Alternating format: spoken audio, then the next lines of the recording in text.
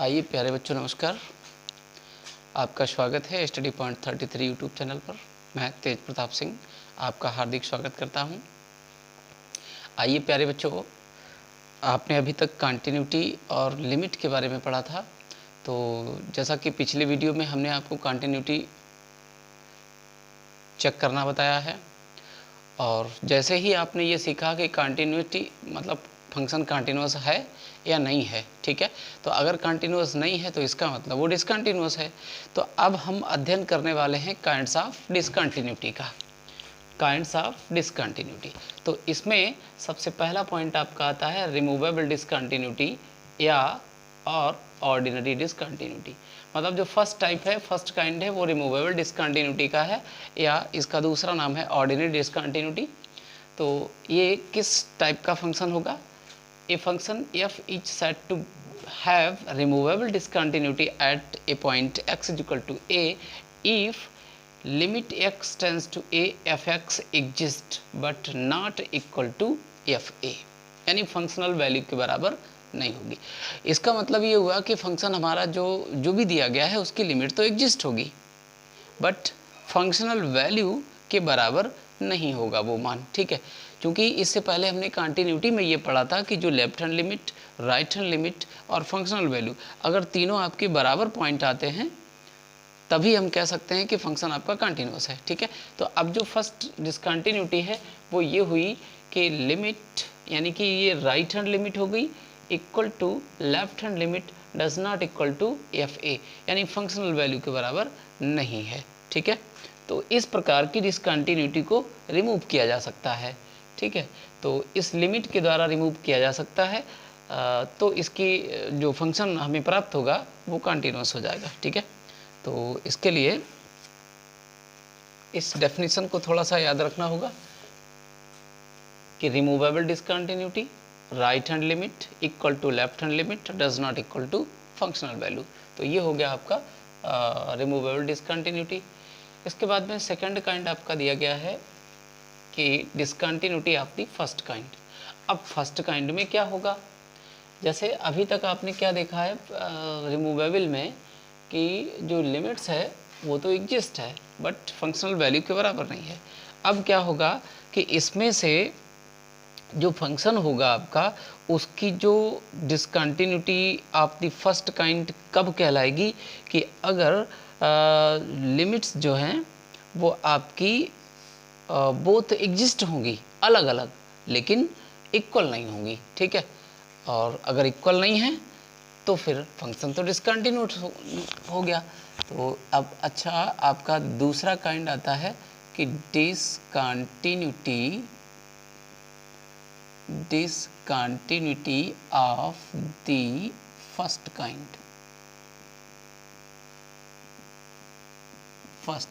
ठीक है। तो इसमें क्या होगा? A function F is said to have the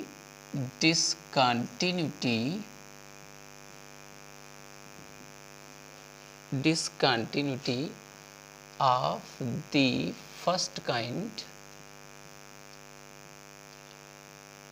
if first kind at a point x equal to a, or if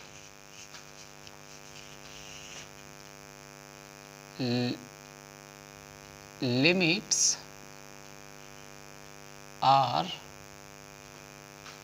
exists but unequal। मतलब ये हुआ कि अब इसकी जो लिमिट्स हैं वो एग्जिस्ट तो होंगी लेकिन इक्वल नहीं होंगी, अर्थात अनइक्वल होंगी। इसका मतलब ये हो गया कि अब आपकी जो राइट हैंड लिमिट है a plus 0 does not equal to left hand limit, ठीक है। अगर ये दोनों लिमिट्स आपकी बराबर नहीं हैं, अलग अलग एग्जिस्ट हैं, तो ये फंक्शन आपका कहा जाएगा कि डिसकंटिन्यूटी इसमें फर्स्ट काइंड की है। अब इसी में 2 पॉइंट आपके और बन जाते हैं कि जो discontinuity of the first kind है वो फ्रॉम द लेफ्ट है या फ्रॉम द राइट है। ठीक है, तो इसके लिए क्या करते हैं कि the point A is said to be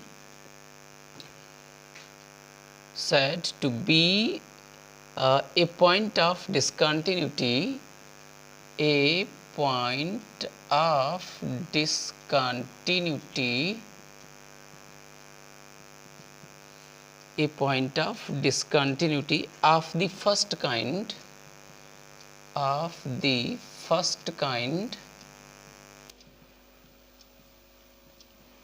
from the left and right according as। अब देखिए discontinuity of the first kind from the left कब होगी कि एफ ए माइनस जीरो, मतलब लेफ्ट हैंड लिमिट आपकी does not equal to f a but right hand limit equal to f a. मतलब right hand limit और functional value तो बराबर है परंतु लेफ्ट हैंड लिमिट आपकी बराबर नहीं है, तब आप कहेंगे कि इसमें discontinuity of the first kind from the left हो गई। और राइट के लिए हो जाएगा कि f a minus zero equal to f a but not equal to f a minus zero. तो ये कंडीशन ध्यान रखनी है।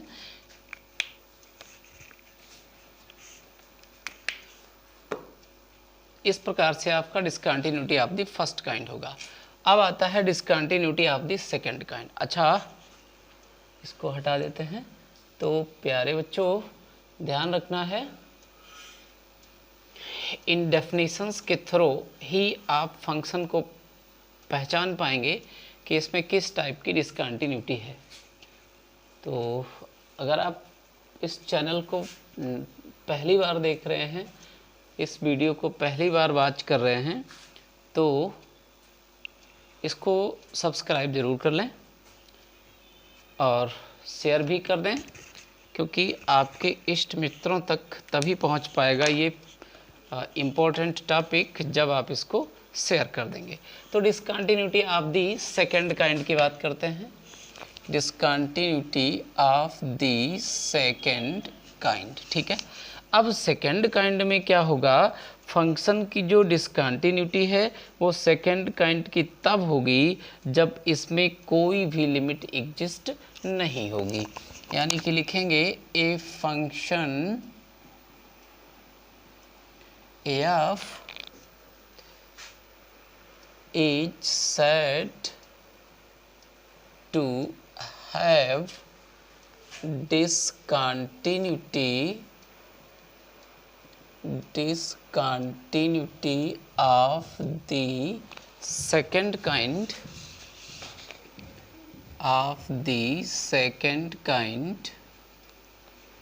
if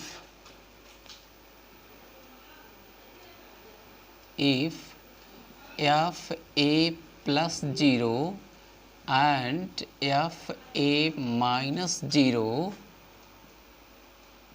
both are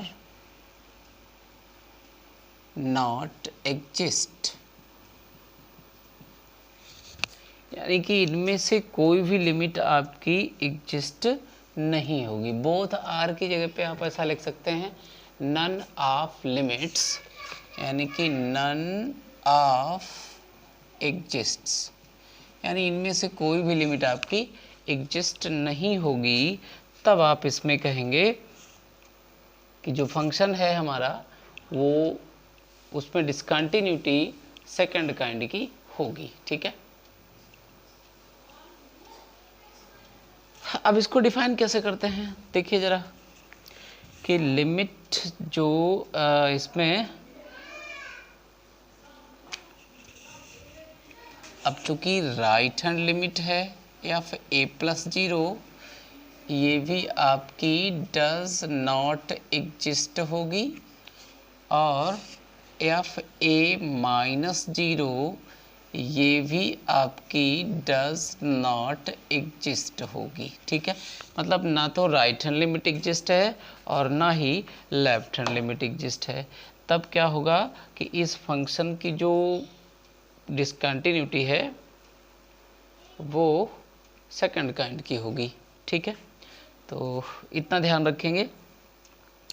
अच्छा, अब इसके बाद में इसमें भी हम ये कहेंगे कि किसी पॉइंट पर जो discontinuity of the second kind है फ्रॉम द लेफ्ट है या फ्रॉम द राइट है। ठीक है, तो इस प्रकार से होगा कि अगर मान लीजिए, इसको लिख लेते हैं, the point a is said to be, the point a is said to B,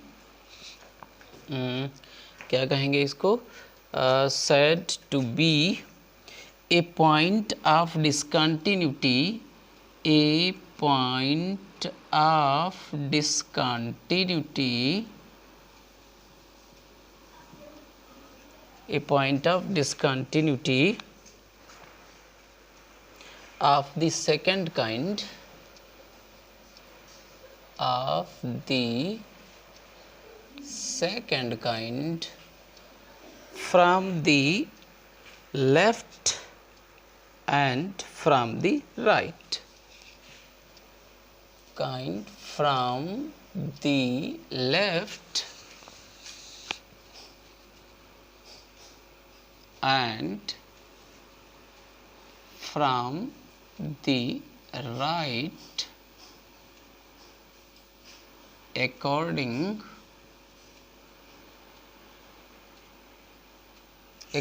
as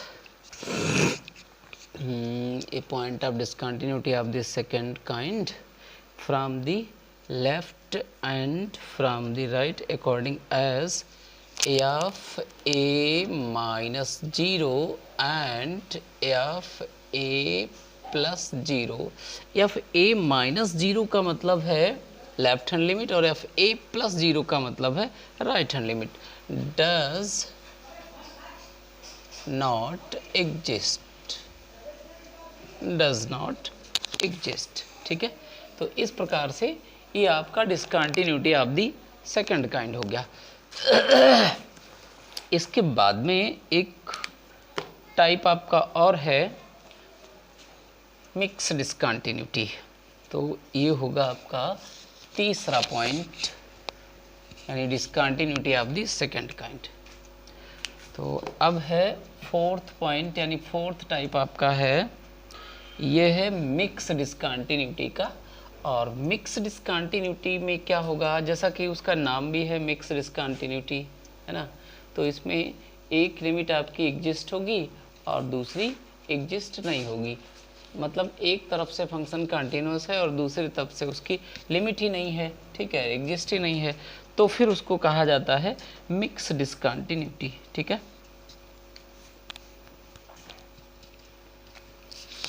यहाँ पर डाल लेते हैं mixed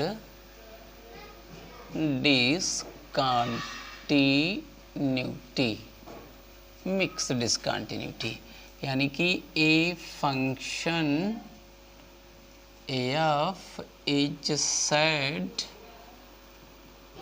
to have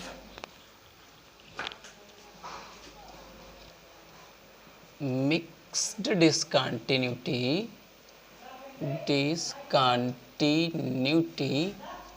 at a point x is equal to a if कि one of the limit exist while the other does not exist, if one of the limit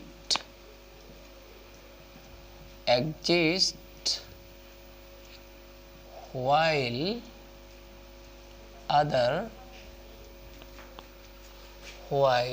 the other does not exist। ठीक है, मतलब एक limit आपकी exist होगी और दूसरी limit exist नहीं होगी। ठीक है, तब आप कहेंगे कि इस फंक्शन में मिक्स डिसकंटिन्यूटी है। तो अब यहाँ से तो सीधी सी बात है कि एक लिमिट एग्जिस्ट है और पता नहीं कौन सी एग्जिस्ट है। तो इतना ध्यान रखना है कि जो लेफ्ट हैंड लिमिट और राइट हैंड लिमिट है आपकी, तो उसमें से एक लिमिट या तो लेफ्ट हैंड एग्जिस्ट होगी या राइट हैंड लिमिट एग्जिस्ट होगी। तो इस प्रकार की अगर कंडीशन आपको कहीं मिल जाती है तब आप कहेंगे मिक्स्ड डिसकंटिन्यूटी होगी। और अब आपका लास्ट पॉइंट है क्या कि इनफाइनाइट डिसकंटिन्यूटी। अच्छा, इनफाइनाइट डिसकंटिन्यूटी में क्या होगा, चलिए देखते हैं। यानी कि इनफाइनाइट डिसकंटिन्यूटी, अब इसके लिए क्या लिखेंगे कि a function F is said to be, नहीं, is said to have infinite discontinuity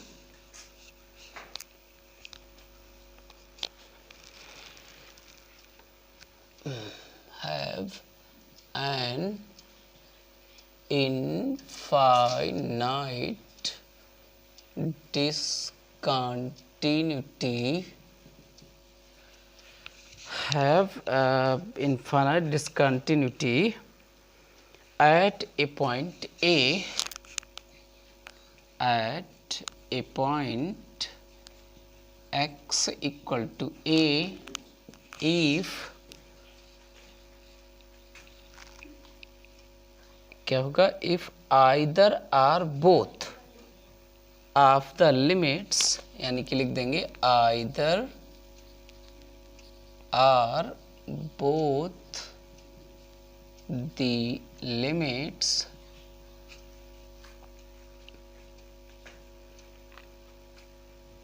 does not exist.